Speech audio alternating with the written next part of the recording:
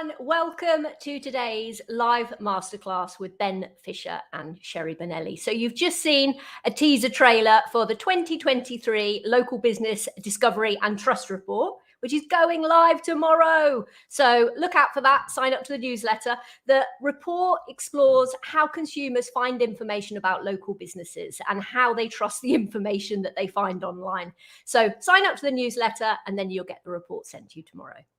Okay, so today and now, before we get started, I'm just going to say that the session is being recorded. So you'll be able to find it on our YouTube channel immediately afterwards, and we're going to share it on the website too. And then after we have had today's lovely session, if you want to continue the conversation, please join our Facebook group, the Local Pack. It's for all local marketers to ask and answer questions, and there is a link here in the live chat now. So I would like to say a big hello and welcome to our lovely guests, Sherry and Ben. Hello, everybody. Hello. Okay, Ben, Yes. would you like to introduce yourself? The man that needs no introduction. Absolutely. Hey, everybody. Ben Fisher. How are you doing? I'm with Steady Demand, local SEO agency. We do all the local SEO stuff and LSAs too, actually. I'm a Diamond Google Business Product Expert. My specialties, well, actually, I think I know almost everything there is to know. No, I don't know everything. But guidelines, of course, suspensions, reinstatements. I think we've done probably about 6,000 reinstatements just in the last 12 months. So fun stuff. Not really. Not when you wake up to like 30 or 40 reinstatements that you have to do. Anyway, so yeah, that's me. Over to you, Sherry. That is you. Over to me. Sherry. I just wanted to say, Sherry, big long-time fan of yours. So I was just going to say, welcome, Sherry. And please go ahead. Thank you. Hi, everyone. I'm Sherry Bonelli. I run an agency called Early Bird Digital Marketing in lovely Cedar Rapids, Iowa, which is not the Mecca capital of digital marketing, let me tell you that.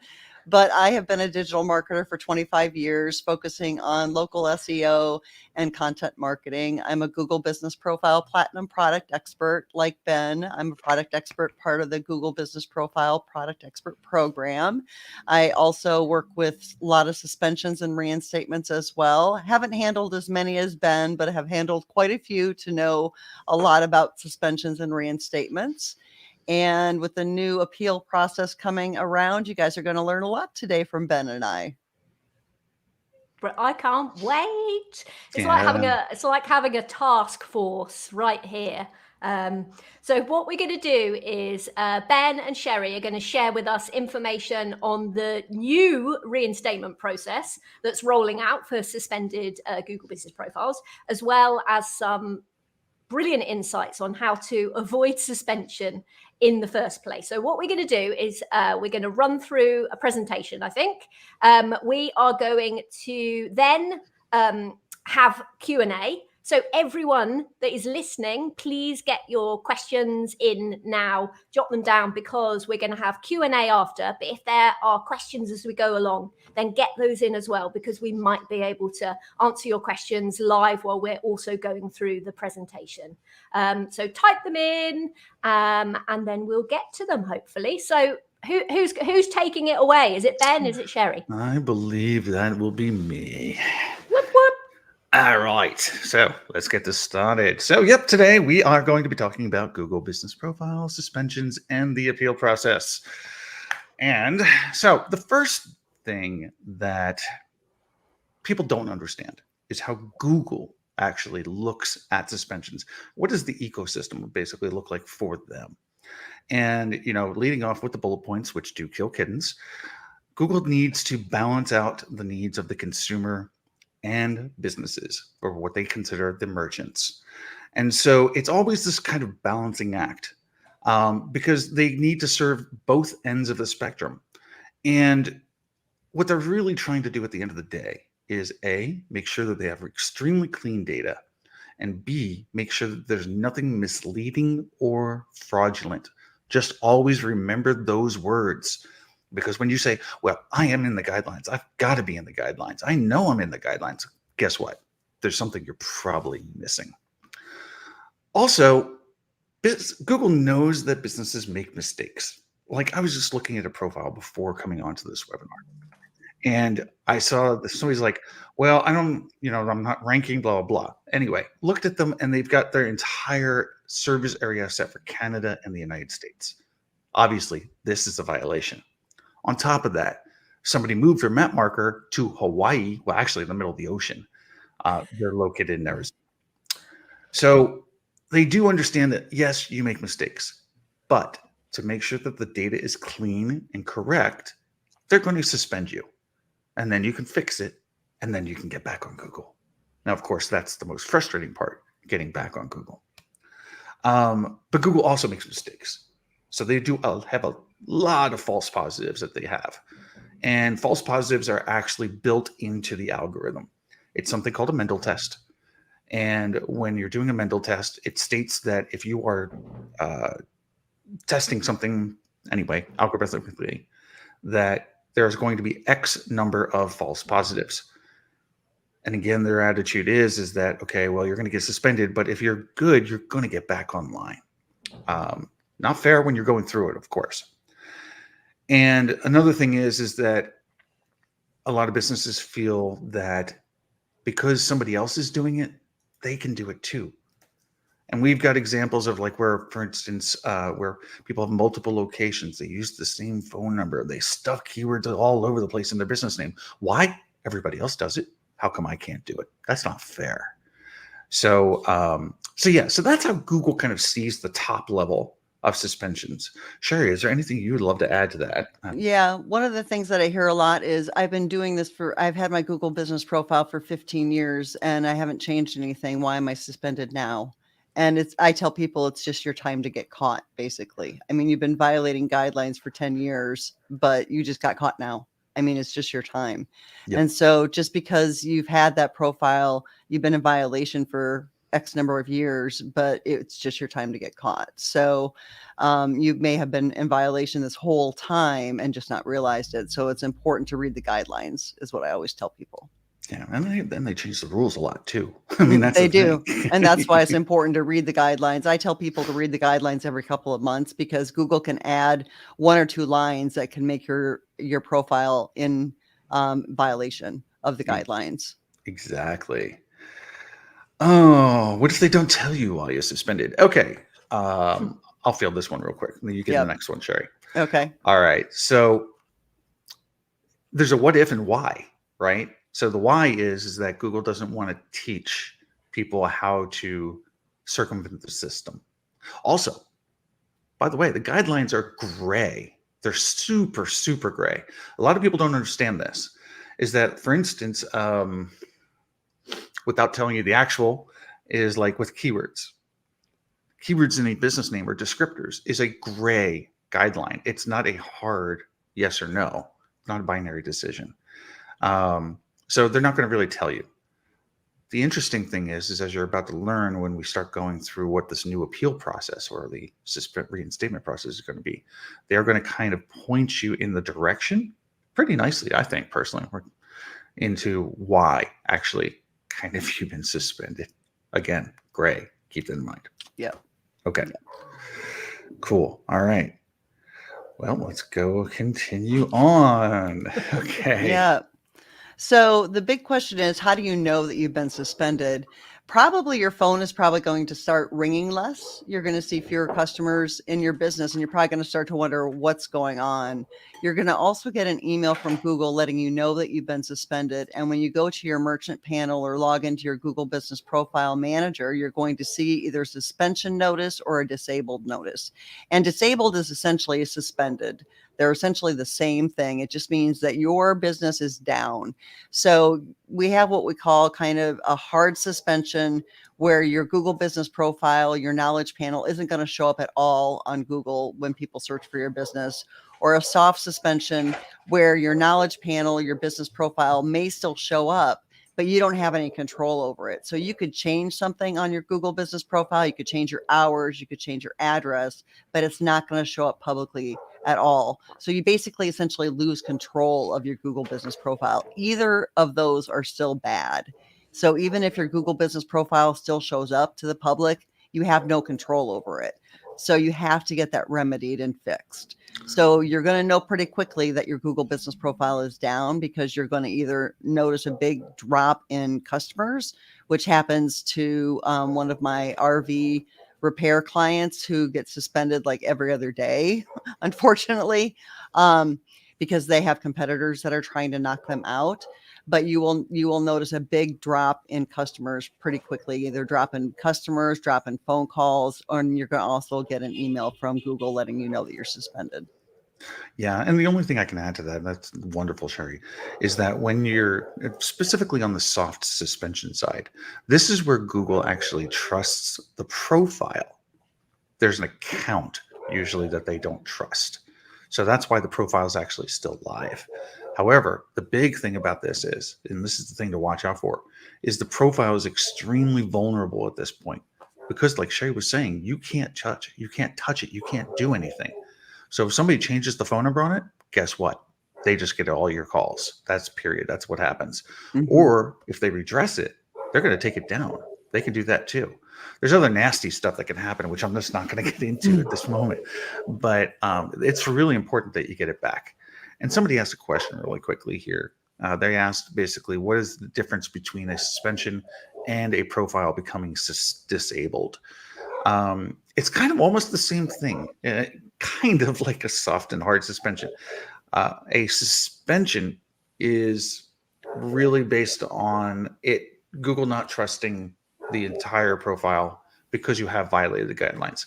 Disabled also points back to more of like a user type of an issue, but not all the time. Disabled can also mean a bad formatting and things of that nature. All right. But they're both bad. But they're both bad. Yes, you don't want them. And the reinstatement process is the same. So the first thing that I like to say is this, is relax. When you've been suspended, the first thing you want to do is scream. You want to cry. You want to beat your head against the wall. You want to go kill a kitten. Don't do that, by the way. We talked about killing kitties before, Claire. Anyway, bullet points. Anyway, no, but seriously. So you want to rip your hair out. And, the first thing that people say whenever they send me an email or they go on the forums or they call and they talk about suspension, kind of like what Sherry was alluding to earlier, is it's pretty much the same, by the way, story. I've been in business for X number of years. I have Y number of 5-star reviews from grateful customers. And I spend Z amount of dollars on AdWords. Why am I suspended? And they're railing against this. And the Google's not telling me why. I don't understand. Who can I talk to? Just relax. There is a process that you have to go through to get reinstated, which we're going to be going over. And at the end of the day, you can get suspended. You can get reinstated in one way or another. It just kind of depends on how you go about doing it. So there's a lot of reasons why your listing can get suspended. And as Ben mentioned earlier, and sometimes you're just unlucky and you're one of the false positives that got suspended and you didn't do anything wrong. So what we're going to cover now is just some of the common reasons why we see as product experts listings are getting suspended. So we're going to cover some of the common reasons why you may be, and mistakes that you might be making now that may be putting your listing in jeopardy. So take it away, Ben. All right. So the first one, I love this example. I think it was Mike Blumenthal who did a test, and I think it was like 770 characters or something like that. It's like the biggest name we've ever seen. So sticking all these keywords into your business name is not a good idea. Nope. And I would be, I think it would actually be really funny if this person actually ended up answering the phone with this, like, hi, I'm JB Grumler of Palm Harbor, blah, blah, blah, blah. It's just not going to happen. It's not going to be reflected on your website. It's not going to be reflected in your logo. It's not going to be reflected anywhere. And to be honest with you, it's a bad experience. And again, fraudulent, misleading. So this could be seen as misleading in certain ways. Not having permanent signage if you have a storefront, or having inconsistent signage. So Google's guidelines say that if you have a storefront, you have to have permanent signage. Permanent signage is not a piece of paper stuck to your door. It's not something that you print out from your, inkjet printer and slap on your door. It's not a vinyl banner that you have printed. It has to be a legitimate permanent sign, okay, guys? And so anything other than that is not considered following the guidelines, okay? So make sure you have a permanent sign if you have a storefront business and show your address. Quick segue. I have to say, I think the funniest signage I have ever seen Sharpied onto a door. Somebody literally Sharpied it onto their door. They're like, this is signage. It's permanent. It's permanent. It's permanent marker. It's permanent. Oh, and Google can tell if you photoshopped stuff as well. So don't try and Photoshop a sign into something. Google can tell if something's been photoshopped. I've seen that too. That'll actually get you onto a blacklist. Yeah. That's a whole nother thing. Yeah. What about storefront areas, service area that don't have storefronts? Yeah, I mean, absolutely, right? So we're just talking about signage here for storefronts. So it's just one reason. Service area businesses, of course, you don't have a storefront, but you do have a verification address, which is usually going to be something like a home. And then there's other things that you can use basically to show as proof, like utility bills or business license, things like that. Or if you have a service vehicle that maybe is wrapped with your business logo, or you have a decal on your service vehicle, that would be good proof that you could show. Yep, exactly. Okay. All right. There we go. All right. Oh. A permanent post on your front yard, that'd be iffy.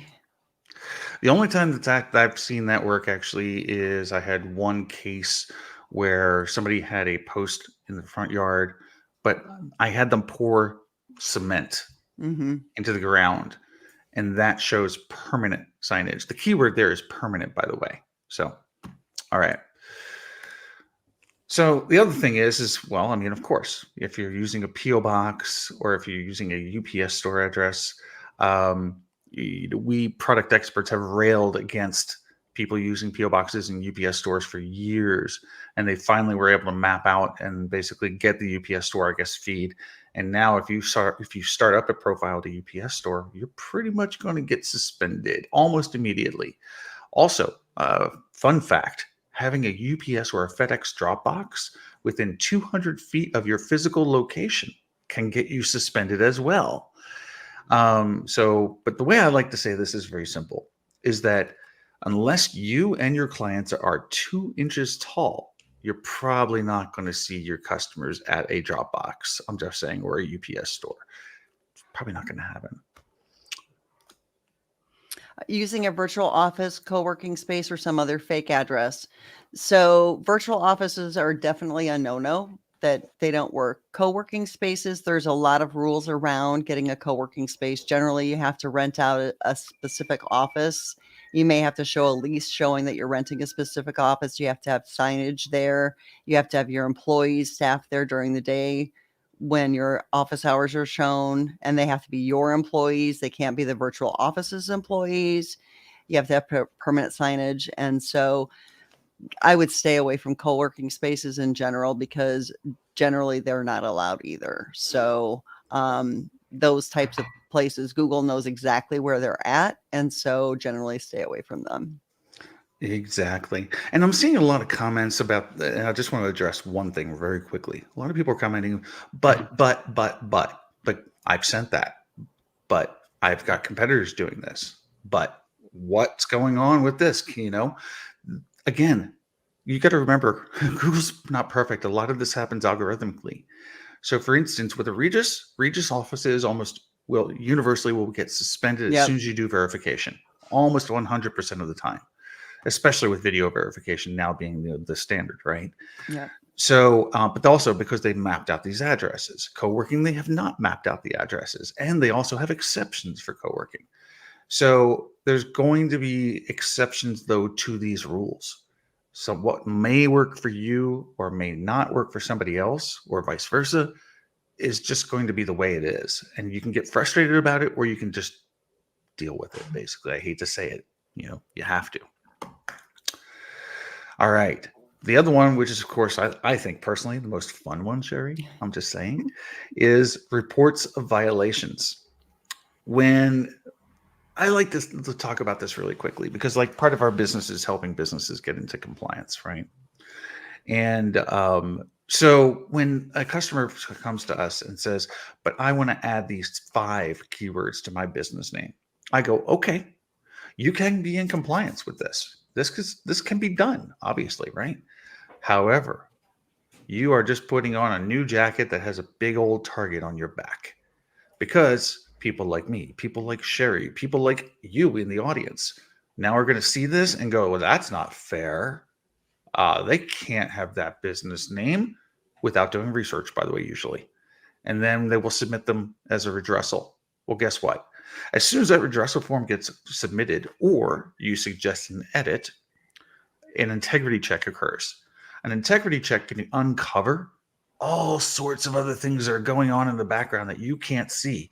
So you might actually not get suspended for the name. You might get suspended for something completely unrelated. So it's just drawing attention to yourself. So just watch out. People will report you. And a redressal form is basically a form you can fill out, basically reporting someone who isn't following the guidelines, a business that's not following the guidelines. Exactly. All right. You list your businesses 24/7, and this is essential for businesses that have a address listed. You're supposed to list the hours that you can see people at your storefront. So when you have actual employees at the location where customers can come see you. So unless you're actually a 24/7 operation, like a convenience store or a 24/7 grocery store, don't list your business as 24/7 if you're a storefront. So if you're a service area business and you answer the phone 24/7, that's a little bit different. But if you're a storefront, it should be when you have actual employees at that location to see customers, when customers can actually go to your storefront to see people and to shop at your location.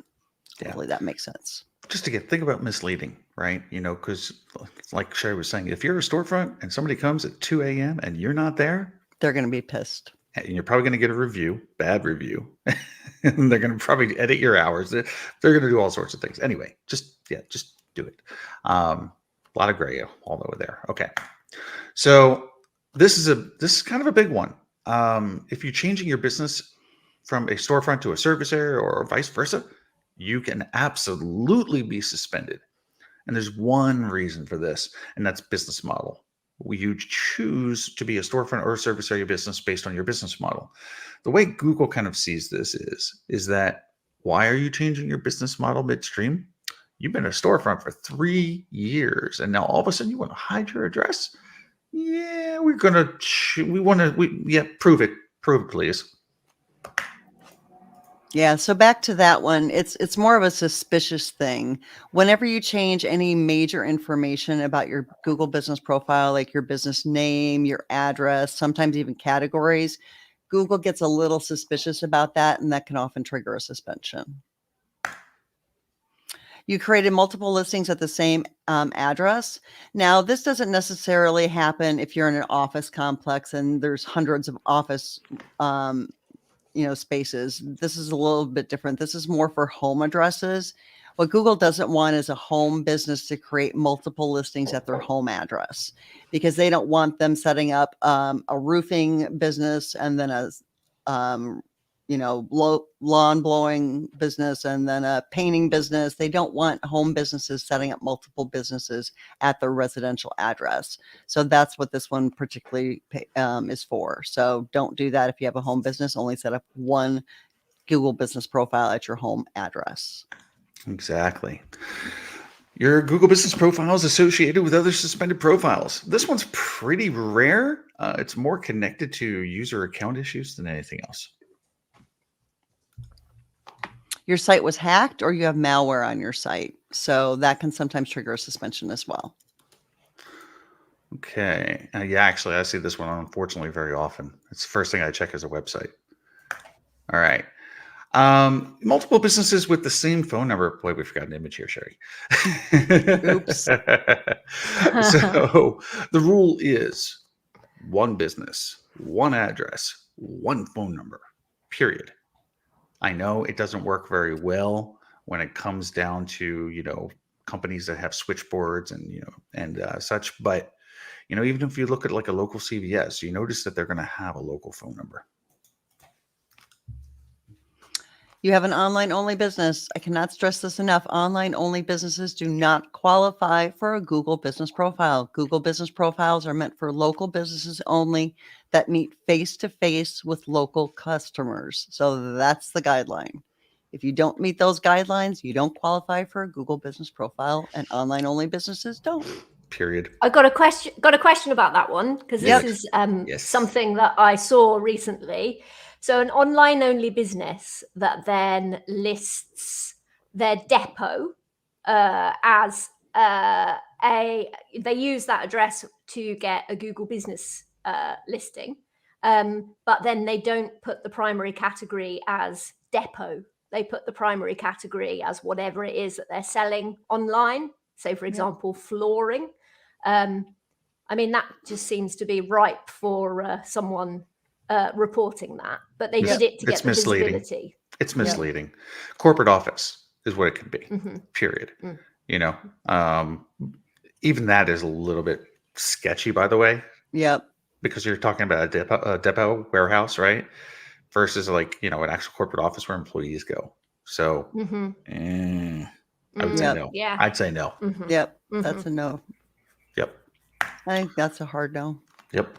It's a hard no from I think Sherry. it's a hard no. no for me. Yes. Hard no. So, so leading on kind of like what we were talking about, user or other suspended profiles, violations of other Google products. This one's a scary one, by the way, and is probably one of the hardest ones to debug beyond user issues, because sometimes in Google Ads, when you get a suspended profile in Google Ads, Google will not tell you, right? And so if you're a user and you have a suspended ads user, and that user's on a Google business profile, it can cascade the suspension into the profile and then into the entire account. And the only remedy is finding the user and removing them. I just dealt with one that had too many profiles associated with it. Way too many. Scary number. And north of 500, let's put it that way. Wow. One user suspended them all. Just one. And it took 2 years to find the user. Wow. That's the really horrible part. Yes. So I always say, I got one more question. I'm really sorry. Because you said that, just so if someone was dealing with I know that people should go in and do a little bit of hygiene in there, whoever has access anyway. But if you're dealing with suspension, is it a good idea to just get rid of all of these additional people anyway before you do it? Sometimes, because there's also this is not a hard fast rule, but like sometimes changing the primary owner can actually red flag your entire your profile. Okay. All right. So so the answer is no. Sometimes. Not really. You need to do your homework. Okay. Right. Because otherwise Google's going to see that as suspicious activity. They could see it as suspicious activity, I guess is the thing. So but yes, I highly recommend you always think about who you're going to add to your profile and why you're adding them to the profile. One quick example. I had a client who said they were suspended, and I said, well, what's this email doing on there? It was a Verizon email address, by the way. The company Verizon had an email address on one of their profiles. I was like, well, what are they doing there? They don't have nothing to do with local. They're like, I don't know. They just asked us if we can add that. Crazy. Removed it, and they got reinstated. Crazy, crazy, crazy.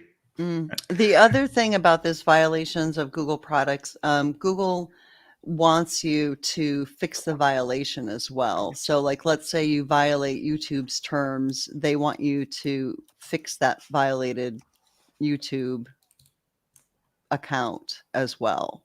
So that's what they want you to do as well, is to fix that violation. So if you violate YouTube's guidelines, they want you to fix that because that's what they want you to do as well. So it gets a little sticky. Yeah, it's a trust thing at the end of the day.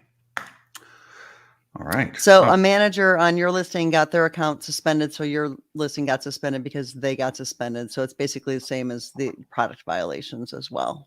Exactly. We talked a little bit about naming earlier. And so, naming should always be consistent with your website, with your business materials, with your business card, even though business card's not proof. Your business license, all of these things should be consistent. Google's going to really wonder, well, why do you have XYZ Plumbing Albuquerque when that's not on your website or your utility bill or your business license or your truck or your whatever? Yep. And that's why everything needs to match. So as Ben was just talking about, if your website if your logo doesn't have the same wording as your Google business profile, and your website doesn't have the same wording as your brand name isn't the same on your website as it is on maybe the Better Business Bureau's website, Google's going to be suspicious about what is this company's real name. And so everything needs to match as far as your company name goes, and you're same with your address. So you need to make sure that everything matches and aligns, especially before you submit your reinstatement documentation. Make sure that everything matches. It's really important. And that's what I think I see a lot of mistakes when I check when I'm working with a reinstatement client, where they'll send me documentation and I'm like, well, your name isn't the same on your business license as it is on your Google business profile. This isn't going to work. We have to fix this. It's not going to work this way. So make sure everything aligns before you submit your reinstatement information. But Sherry, my utility bill is for my home. What are you talking about? My cell phone bill's in my personal name. That's not going to work. I know, Ben. What you need to do is contact your cell phone. You use your cell phone for business, right, Ben? Of course I do. Then you need to contact your cell phone company and ask them to put it in your business name. But they're not going to do that. They want to charge me these business fees. I don't want to pay that.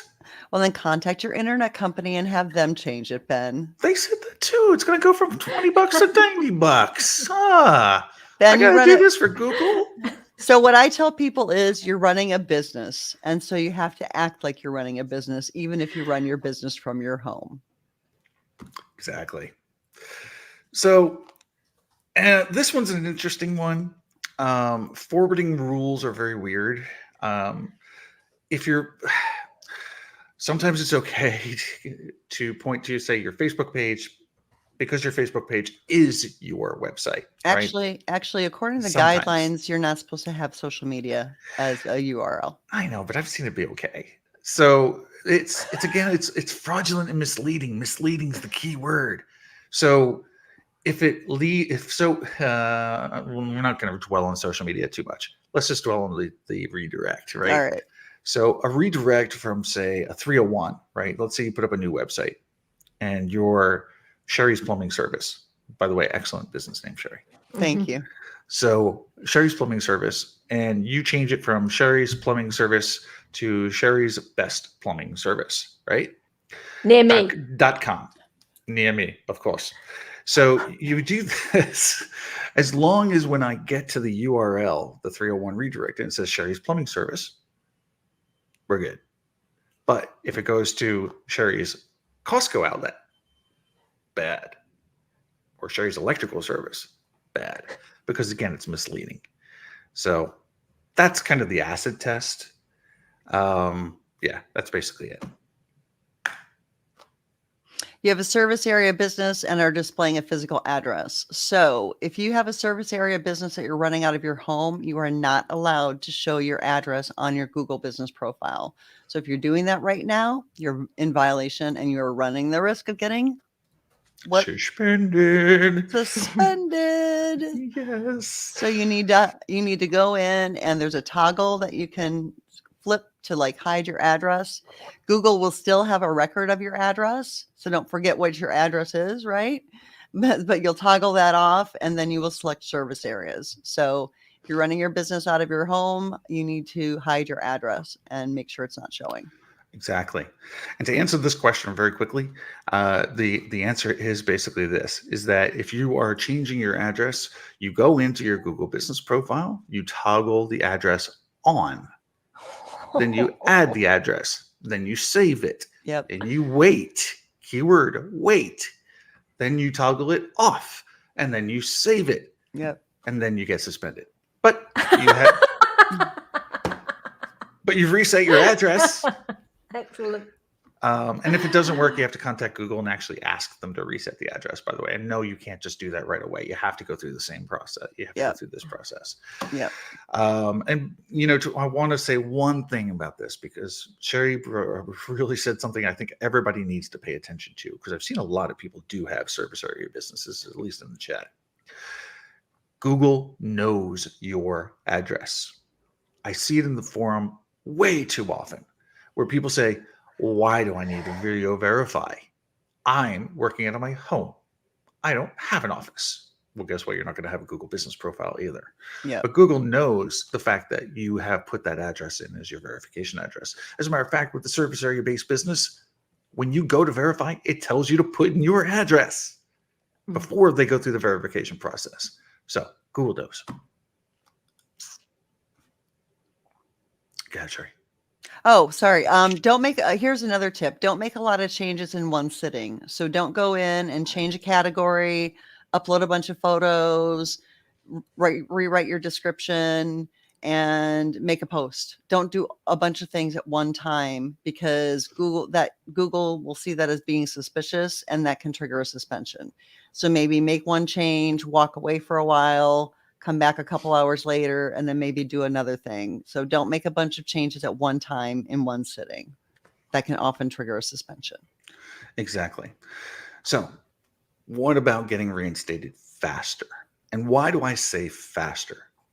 Number one, in my experience, and this was true at 100 reinstatements, and it's still true at 6,000, 4% of businesses are ready to be reinstated. We're going to touch on why this is so important very shortly. So the first thing you need to do is relax. And again, take a chill pill, meditate, do something else other than think about the fact that you're suspended. And then really collect yourself and go, okay, am I really in the guidelines? Am I really in the guidelines? We've talked about a lot of things which are out of the guidelines. You're probably not in compliance with half of those things. If you really look at it honestly, get a third party to take a look at it too, by the way, just in case. It's always helpful to have a third party look for it and look into it. Pay an expert. Okay. Really, seriously. It's too important. It's worth it. Yeah. Because when you get denied, okay, getting denied today is kind of okay because you can appeal. Very shortly, you're about to learn how that's changing. Okay. 9:39, Claire. Should we kind of fast track things? No, this is, right. No, it's brilliant, because I feel Okay. like you're doing the Q&A and everything is happening. Just take Perfect. your time and go through all your slides. Okay. All right. So with that, like we said, be prepared. 4% of business profiles are ready for reinstatement. Again, just to reiterate, like the things we've talked about, I'm in compliance. My personal name is on my utility bill. Wrong. You're not in compliance. You won't get reinstated, period. You will be declined. But my Sharpie logo on my door, that's compliance, right? Again, no. Wrong.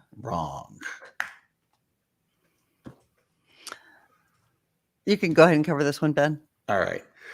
So this is a killer, by the way.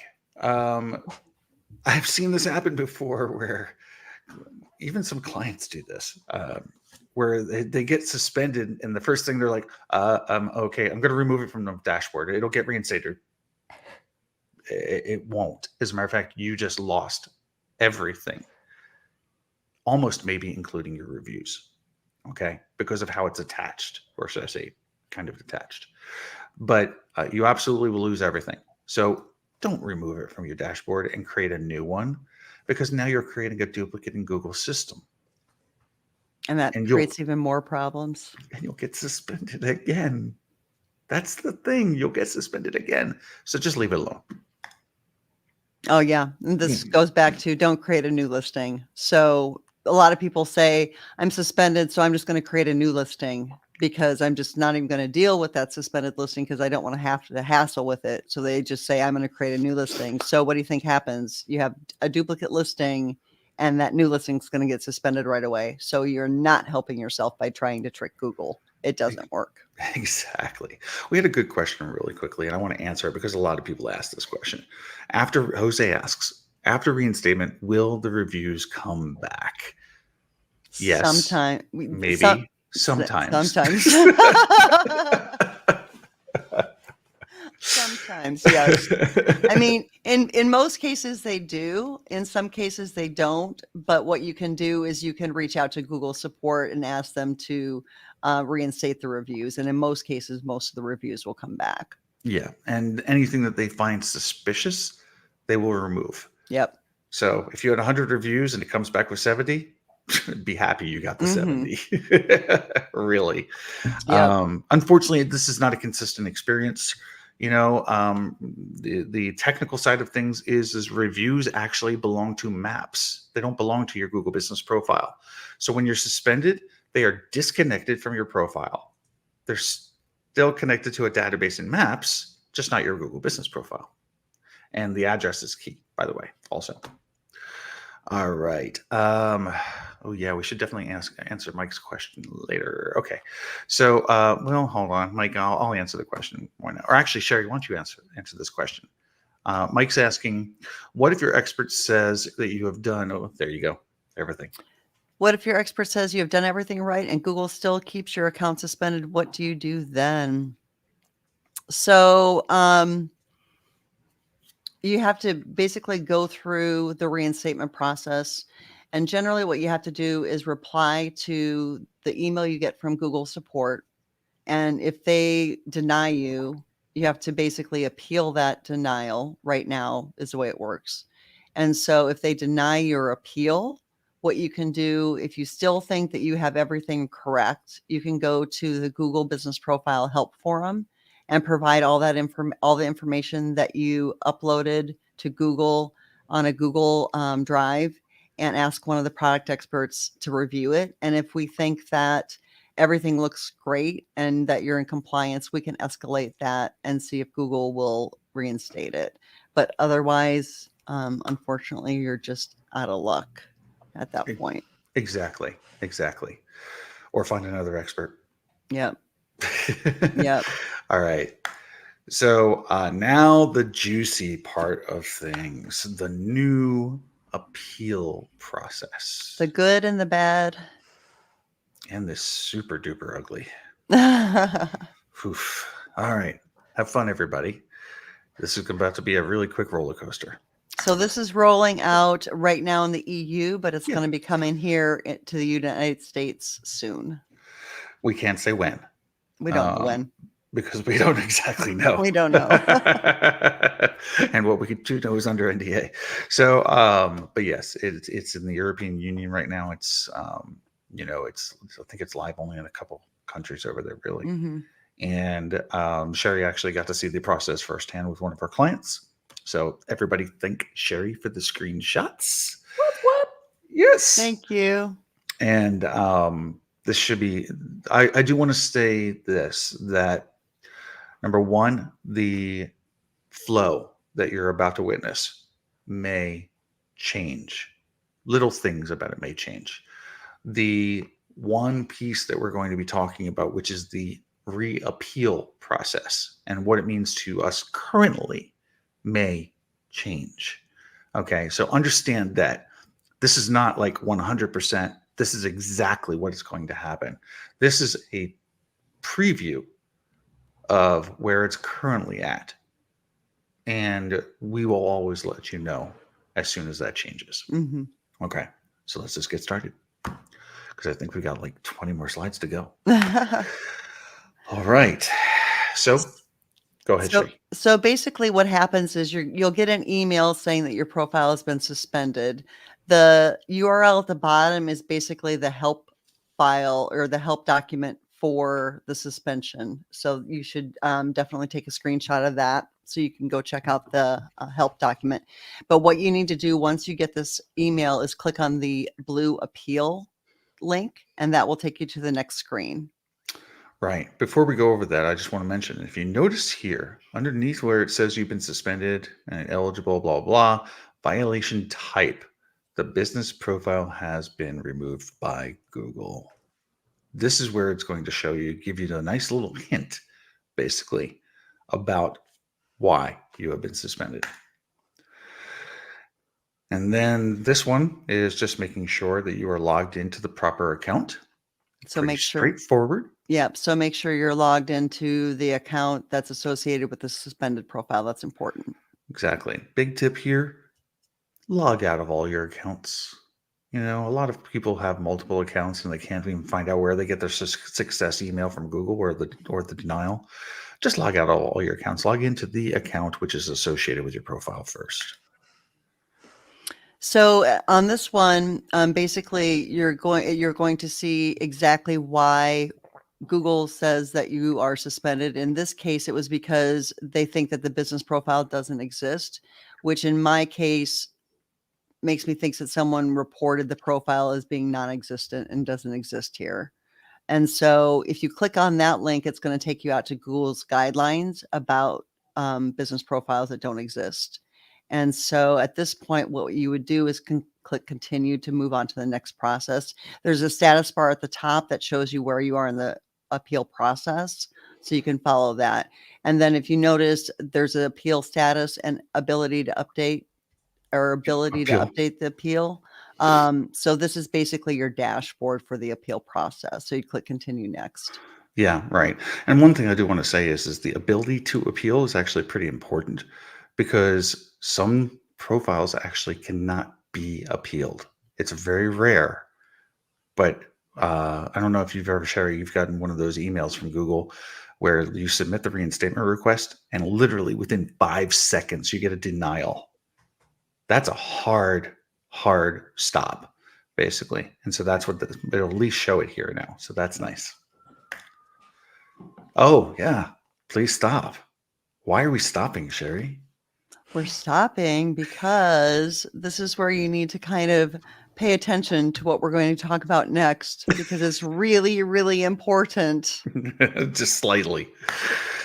All right. So when you get to this portion, it's saying, are you ready to upload your evidence now, or are you going to submit without evidence? So number one, if you submit, no, I'm not going to submit without evidence. I'm sorry, but you're not going to get reinstated. Probably not. Yes, I'm ready to upload evidence now. Again, take a chill pill. Most people at this point are going to be like, oh yeah, I'm ready. I'm totally ready. Yes, let's do this. I need to get back online. It's not the attitude you want. You need to actually step back. You haven't done anything at this point, by the way. You haven't submitted anything to Google. You can close this darn thing out and walk away and come back tomorrow. Okay? If you continue, you might not actually have that choice and that chance. Because you have to have it, because Google doesn't tell you at this stage what you have to submit, which I think is a big miss on Google's part. I happen to agree. Anybody else think that's a big miss? But anyway, I think that's a big miss on Google's part because you don't know what you have to submit. So you click continue, and then we go on to the next part, Ben. Sure. Here are the documents that you need to submit. You need to upload an official business registration or a business license, tax certificates, or a utility bill. Okay. So those are the documents. And I suggest there's 2 spaces where you can upload. I suggest you upload, obviously, at least 2 of them, right? I'm hoping they give you the opportunity to upload more, but you need to upload at least 2 of these items. So your business registration must display your business name as it appears on Google Business Profile and address as it appears on Google Business Profile. So these are the items that you have to upload. And you can go ahead and next one, Ben. Well, I just want to make sure and say it's like all the things that we've been discussing during this entire webinar apply to this point, this specific point in the reinstatement process. So if you have any questions about is something valid or not, go back and watch the entire webinar again. And so I guess my point too is if you guys don't have these documents sitting somewhere in your office right now where you can run and grab them, you might want to, after this webinar, start gathering these documents and have them ready just in case you get suspended. Exactly. Or hire a company like mine or Sherry's to help you get that stuff together Yep. the right way first. Okay. So, yeah, I mean, so basically it's pretty straightforward what's stated here. You know, utilities can include electricity, phone, gas, water, sewage, trash, recycling, TV, internet, all of these things, cell phone bills. You know, these are all valid documents. No, you can't go to Fiverr and have someone create them for you. Google will figure this out. So do it. You're a business. You pay for stuff like this. Actually, I don't know. I question TV. People don't really pay for TV anymore, you know? No, you can't use the Netflix bill, by the way. Just saying. Be interesting if you could, but no, you can't. And as Clay says, EIN, right? Works for a tax document. It does. You can use your LLC. You can use your DBA. It's not as strong, the DBA. The LLC is actually better, but a lot of people also have company names which don't match their actual GBP. So there's that too. So anyway, all right. So then here's the next stage. And this is where you actually have to click on the fill out this form link, which is a little hard to see. You have to click on the fill out this form in order to get to the next stage, which is where you actually have to upload the documents, which again, from a usability perspective, Google does not make a lot of sense. And I love the fact that it says 100%. I know it says 100%. This is again where I think their usability team wasn't on staff the day that they filled those out. Yeah, exactly. And I mean, one of the suggestions I've made is that right here they should have the big blue button, big blue button that says submit evidence within 60 minutes or something. Right, something. You know, yeah. But a big blue button to fill out this form would be nice. A red button or something, yeah. But, yeah, right, exactly, red. So you have to click on the fill out this form, and that takes you to the next one, Ben. Then takes you to the actual reinstatement form, right? Where you have 60 minutes. The clock is starting to click to go now, by the way. Okay. You cannot close this window, by the way, at this point. You need to proceed. You have to. Or if you don't, then you're not going to get reinstated. You'll get to this. This is where your 60 minutes starts. And as you can see, they're changing it from the words reinstatement to profile appeals. You know, but yeah, it's kind of nice, the screen actually, because they haven't improved this a little bit. And they've gone ahead and automatically populated the account, the business name, the address, and the profile ID. So that's pretty important. It's a kind of a new change for them too.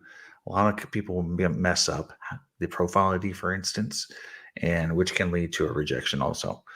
So this part's nice too. Mm-hmm.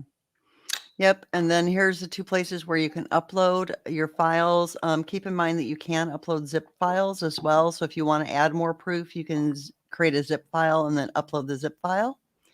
And then you'll notice that you have a text box. And Ben, you can talk a little bit more about the text box.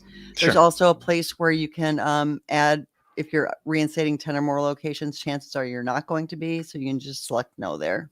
Yeah. And so the text box basically is a way for you to put in your personal appeal. Like, what did you do? What did you change? You can put links to, say, Google Drive documents. Sometimes they look at them, sometimes they don't. What you don't want to do is you don't want to get emotional here, because realize that the person on the other end is dealing with hundreds of cases per day, and they don't want to read a book, by the way, either. So if you give them, 6 paragraphs of who you are, what you do, what you care, why your customers care, why they need to find you, the damage that's inflicting your business because you're not online. The support operator, it's not that they don't care, it's just that they don't have the time. They have a number of reinstatements that they have to get to. So be consistent, be concise, be logical. Don't tell them what hardship you're going through. Just say, I've been suspended. We have removed a user or whatever you've done. We changed our address, etc. And I am attaching our business proof. Please reinstate us. That's all you need to say at the end of the day. And let's see what else. No, nothing really there. Anything you want to talk about here? I was just going Sure. to say there's a character limit, so you can't be too long-winded. There's 1,000 characters that you can put in the text box. There you go. All right. And then after you have submitted, you can always come back to the tool and it's going to tell you the status. I believe at this point, does it tell you if you've been successfully reinstated here, Sherry? Did you see that? It didn't show that. So here it shows that the appeal was submitted. The next screen, I believe, shows that we get an email saying that we were reinstated, that we were that we've been approved. But when you go back to that tool, it didn't show that we were approved. So that was, I think, a miss. So I think that was a mistake that it doesn't show it in that tool, because it should. We'll see. It'll be interesting, that's for sure, when it gets completely rolled out. Yeah. All right. And that's it, everybody. So thank you so much for coming. Now we can get into more answers if we want to, Claire. Let's do this. We got lots of good questions. Yeah, We'll ton go of into them. questions. I just want to say, just thank you so much for that sneak peek and for running through that process. I think that is just so valuable for people to have got all those top tips all along the way, and hopefully that will stand everyone in excellent stead for if they have the unfortunate event that they are trying to deal with something like this, because it is something that happens to all of us when they remove their listing from their dashboard and can't find it, for example, that I have done, that Ben had to help me with once. Do you remember that? Those were good times. Those were good times. So what we're going to do, I think we're just going to get questions up. I might ask them. I'll pose them to our illustrious guests. Right, let's see your questions. We've got a gazillion. Danny asks, how old can documents be? Would it be worth it to have all clients send the utility bills over in case of suspension? I suggest that your clients update you or update their documents once per year. Mm-hmm. Because if it's 2023 and you submit a utility bill from 2022, that's not really current. I agree. Good point. Yeah, have it all on hand. Curious about agencies who do this on behalf of companies. How does that work? I guess who's doing the work and how?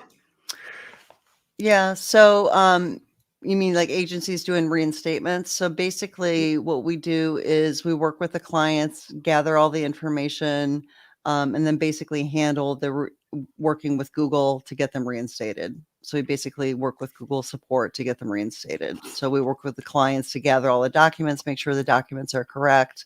But you really have to know what you're doing, because there's a lot of agencies that do not know Google's guidelines. And that's the reason why a lot of people come to people like Ben and I, is because they've worked with agencies that have done them wrong. We work with a ton of agencies where they white label our service and we do the reinstatements for them and their clients.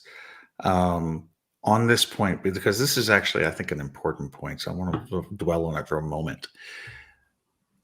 Most clients have a knee-jerk reaction where they're going to just go ahead, go through this tool, they're going to submit whatever they've got, and they're not going to get reinstated. Mm-hmm. And they're done at this point, by the way. There's no appeal, which means an agency will not be able to help you. So the message I think that really needs to get out there to clients is relax. Don't press the button. Don't press the button. Stop. And then if the agency can't handle it, outsource it. Yep. There's no shame in that. None at all. You want to get your client back up online. That's what matters at the end of the day. So stop, drop, don't roll. But Yeah, I mean, like Ben said, I think the knee-jerk reaction is they panic and they just click that button. And especially with this new appeal process, since we don't know if there's any chance to do like a reappeal, we don't know that. Yeah. The thing is, like, if you don't know what you're doing, you need to hire a professional to do this for you. And talk about that reappeal real quick. Again, this could change. It could change. But currently, outside of the EU, there is no reappeal. You got one shot. And that's the scary part right now. But PEs, product experts like Sherry and I, we are fighting to get this reappeal. We are seriously trying to fight for it. So hopefully they do it, And another thing greater than consulting, the answer really is that anybody who is a manager or an owner on the profile will be able to submit the actual appeal itself. Right. Cool. Brilliant. Thank you. Why does the re-verification video say pending and then come back needing to do the video again? That's been an outstanding issue with the video verification. So if you have to do the video verification a couple of times and you're still having a problem, what you need to do is contact support and tell them that you need to do that you're having problems with video verification and you need to do a manual verification. Just make sure you have all the documents that you need to prove that you're a legitimate business handy, because they'll have to do a manual verification with you. Yeah, but to also very specifically, this is I think it's personally a broken process that Google has, but they're not going to fix it. And that is that when the re-verification comes back, or the verification comes back and it just goes pending again, and it goes back to upload, it says get verified and you have to do it again and again and again and again, this vicious loop.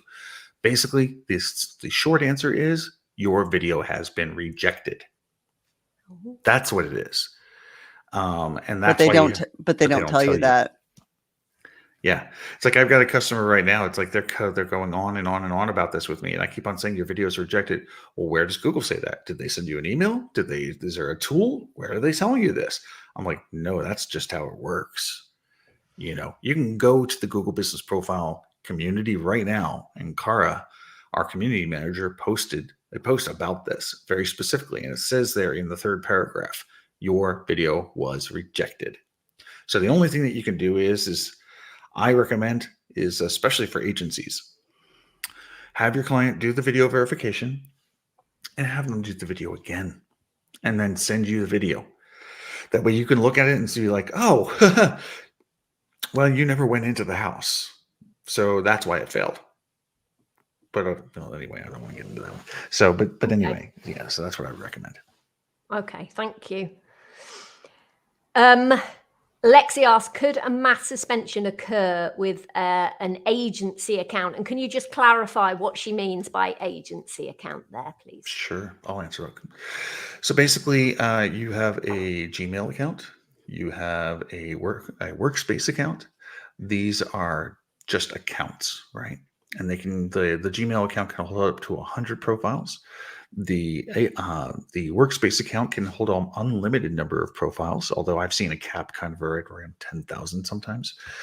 And an agency account. Now, the agency account, what's so cool about it is that you can request access to other Google Business Profiles, their storefronts.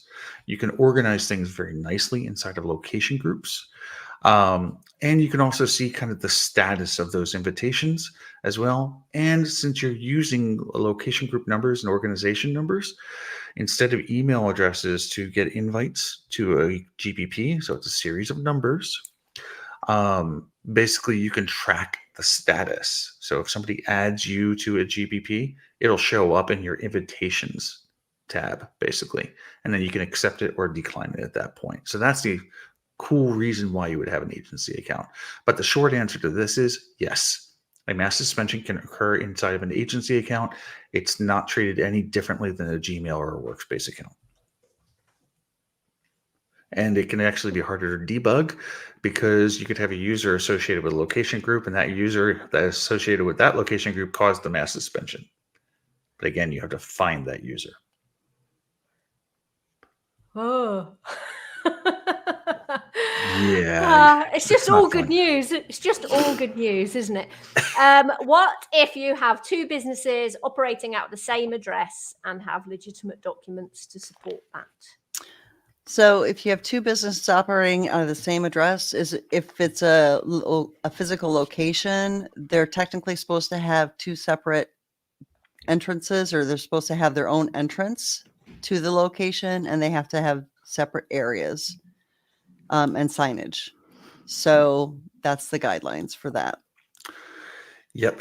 Separate areas, separate signage, separate people, staff, Employees. Yep. Yep. Separate everything, basically separate entities, legal entities.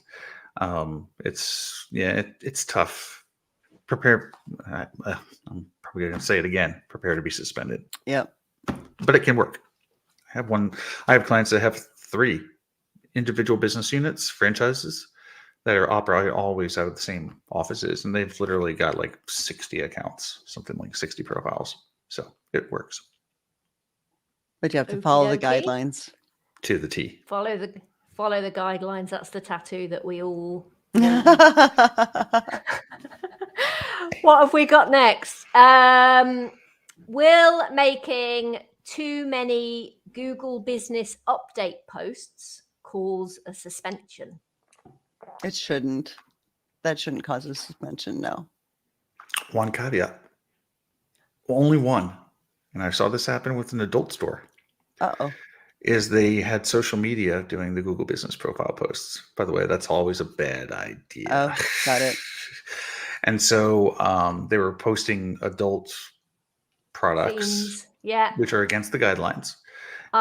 They thought it was something that was wrong with the content or something like that. They just thought it just wasn't going through. So they posted them every hour on the hour. Oh, no.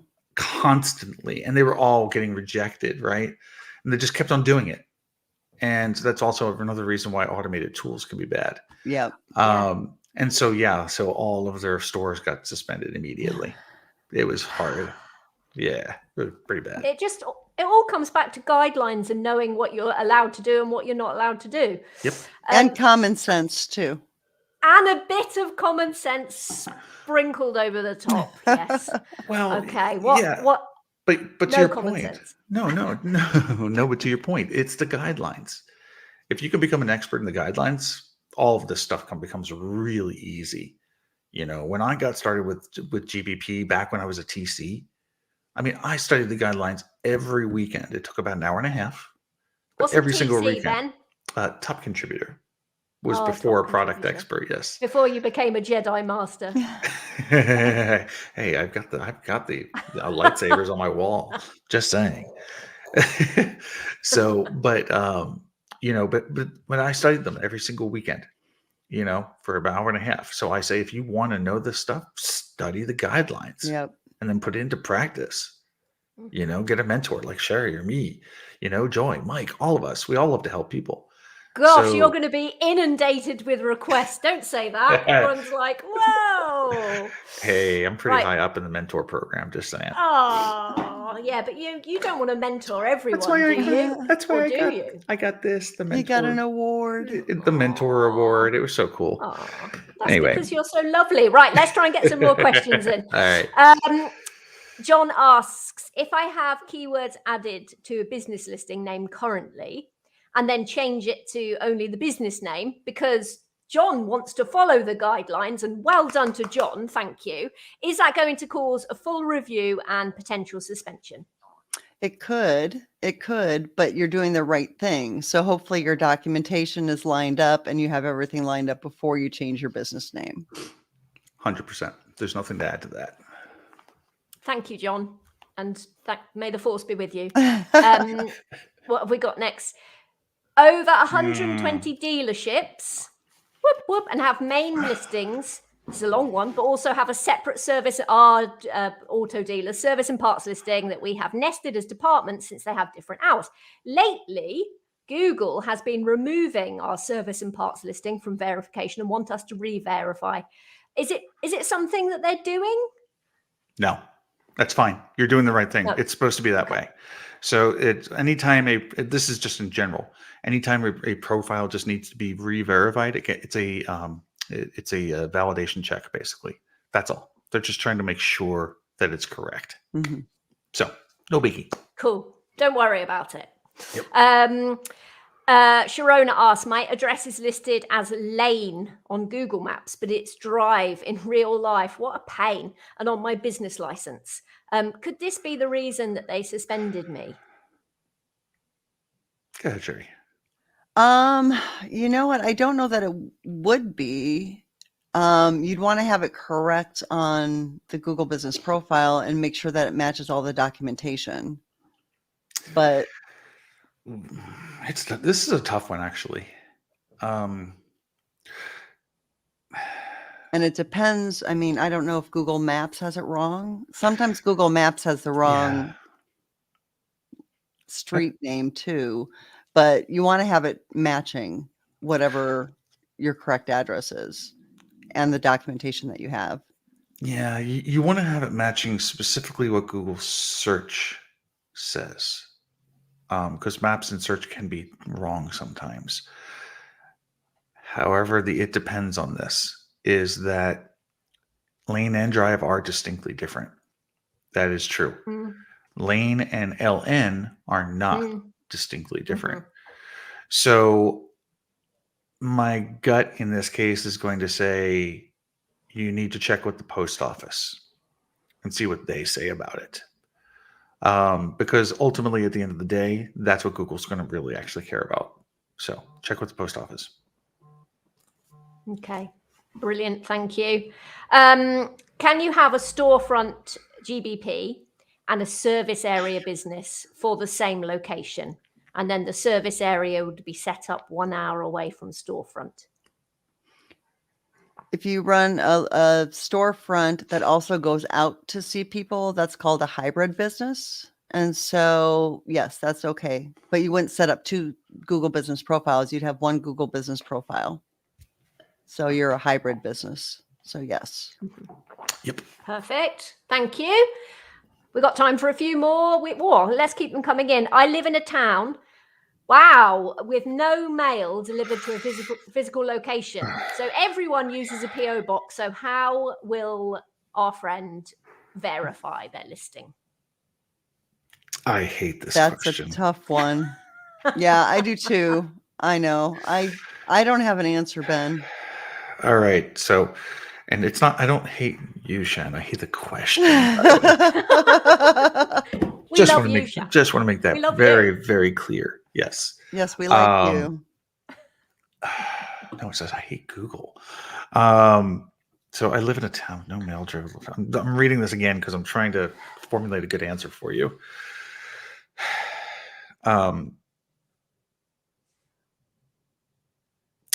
What you're going to have to do is you're going to have to reach out to support, and you're going to type in verification on the support form. You're going to basically have to contact Google, and you need to tell them the issue. What they will do is that will help circumvent a video upload. Instead, what they will do is they will do a live video verification with you. They'll set you up with an actual Google support rep that'll watch you do the video while you do it. But that's pretty much the only way around this. That's for the verification standpoint.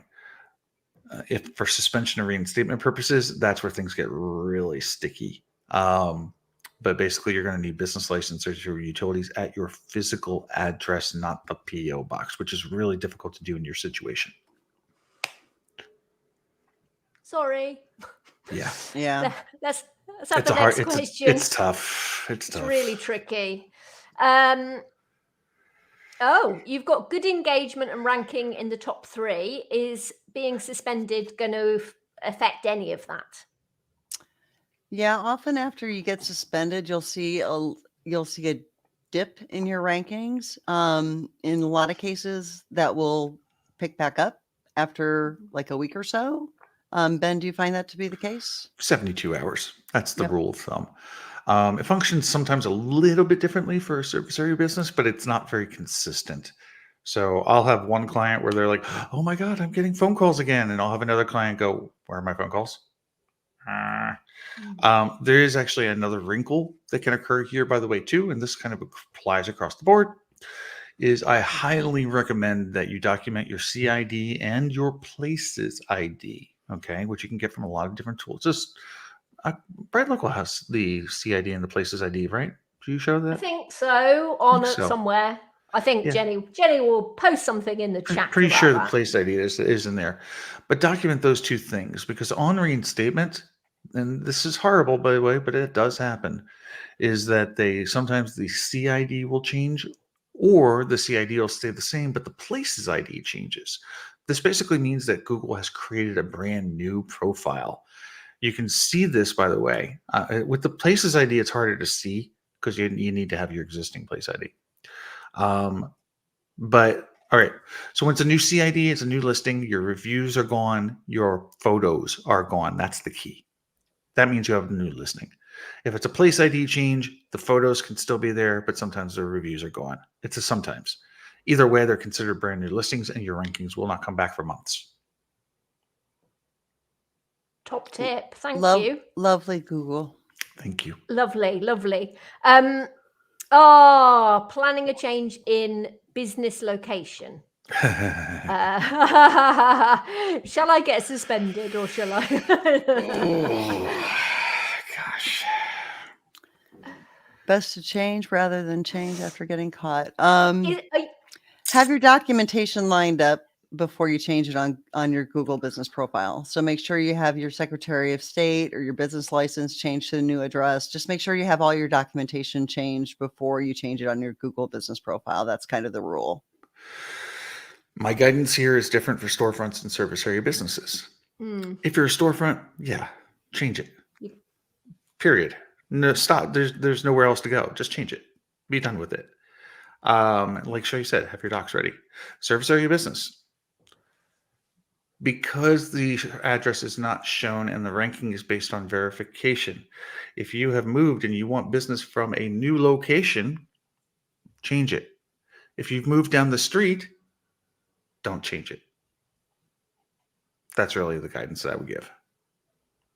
But then remember that you didn't change it too, because that's always the problem too. You have residents, people that run their business out of their residence, and then they can't remember which address they have entered to. And that gets confusing. I'm dealing with a client like that she's like, I think I had entered this address, but I can't remember. Like, yep. Okay, which is it? Yeah. So jot that down in your source of truth document that you should have existing somewhere for your business, including your CID and your KGM ID and all the ideas you can think of. All the IDs. Okay, let's have a look. What else have we got? 2. Oh, Gary's got 2 for the business. Needs to delete one of them. Okay, maybe. Yep. So what do they need to do? Is it delete, or is it what should they be doing with these 2 listings? I need to delete one of them. I have tried and unable to do. Unfortunately, there's a lot of it depends in here. So,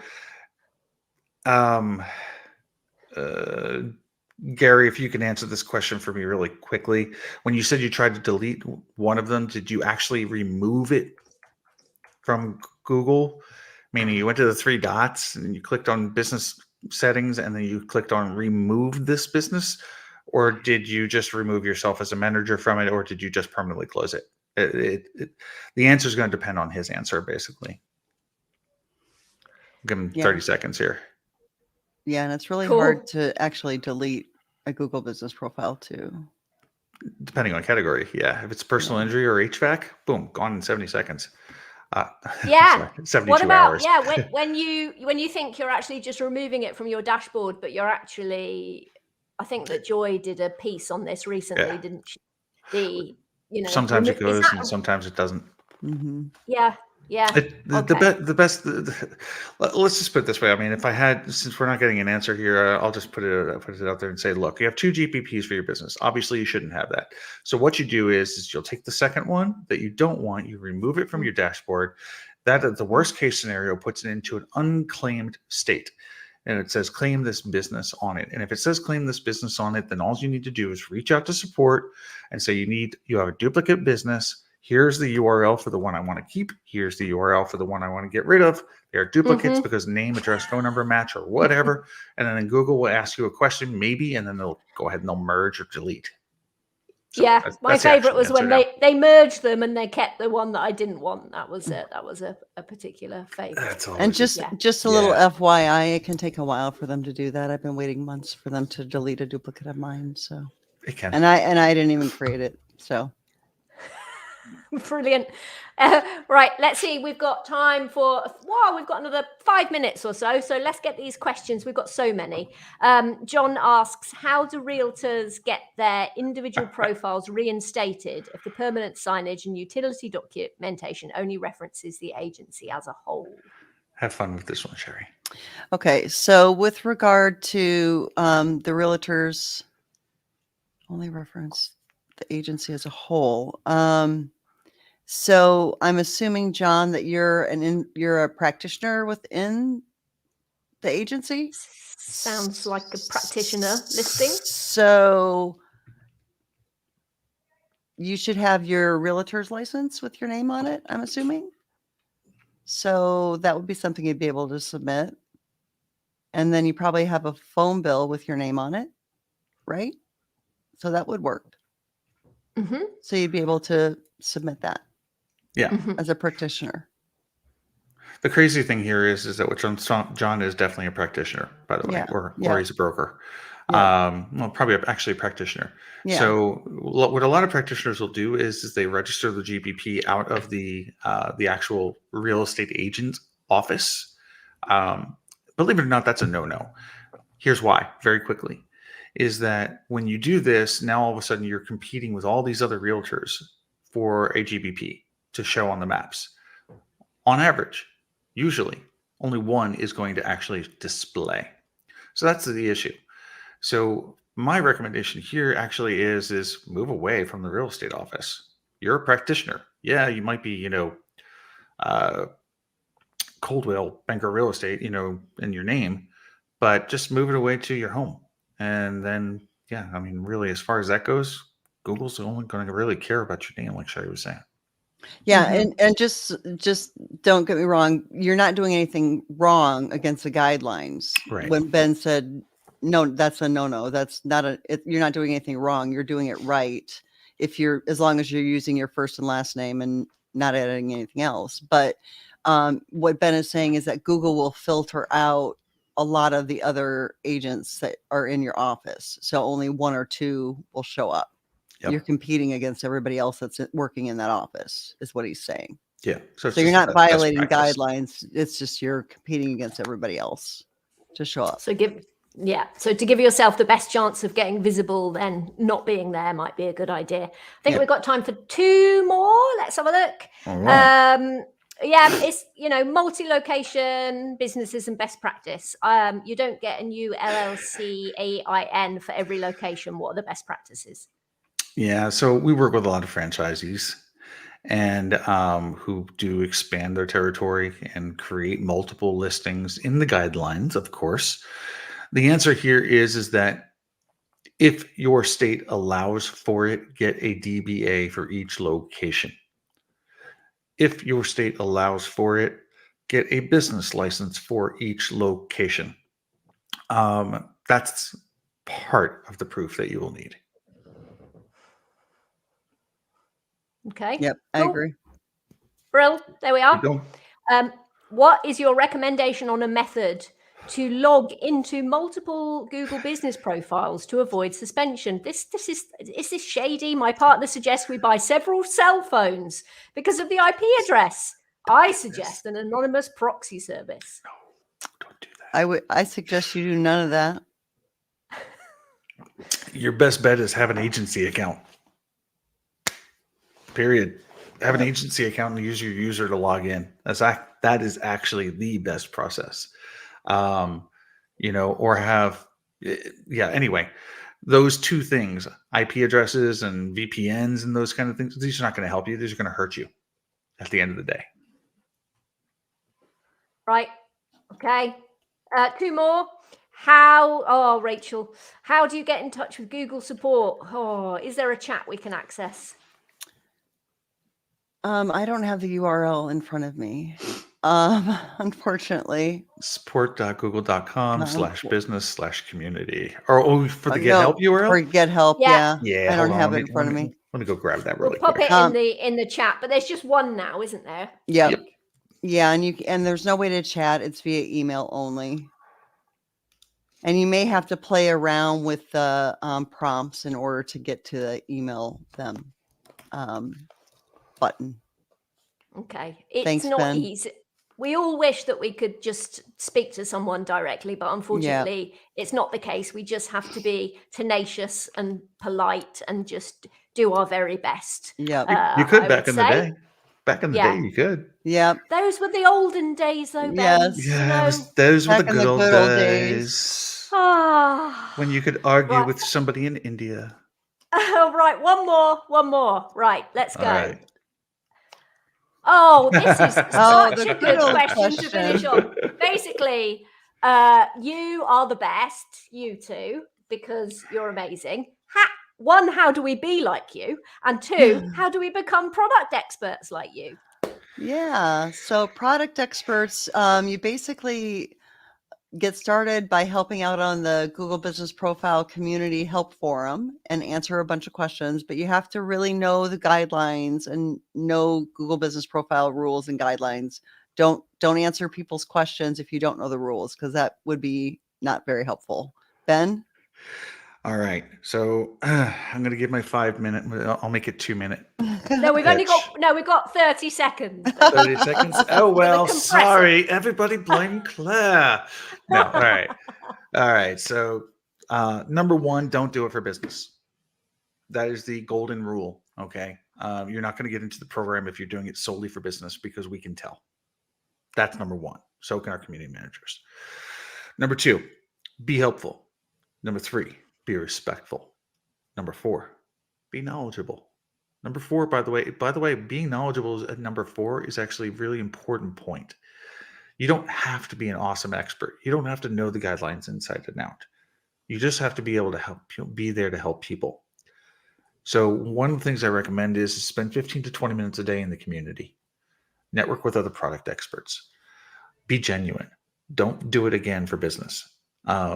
Do it because you want to help people. Do it because you want to have a relationship with Google. Do it because you want to learn how the product is.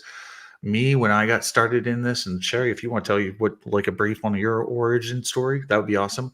I got into it because I realized that when I went to the community, I was making an impact on millions of people's lives. They were not going to allow gun stores to have a Google Business Profile, and I had a gun store client. They suspended them. I contacted Google support. Support said guns kill people. We're not letting them on Google Maps anymore. I fought. I went to the community. Joy escalated that to the community managers. And 6 months later, they reversed their decision on gun stores.